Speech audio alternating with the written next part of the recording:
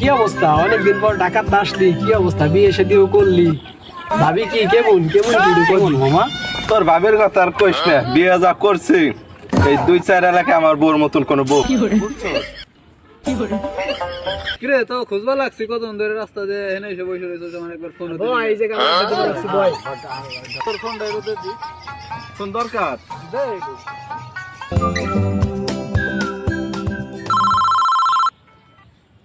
হ্যাঁ হ্যালো বন্ধু, হ্যাঁ। তোর বউ তো আরেক বেটার লগে বাইকে গেছে।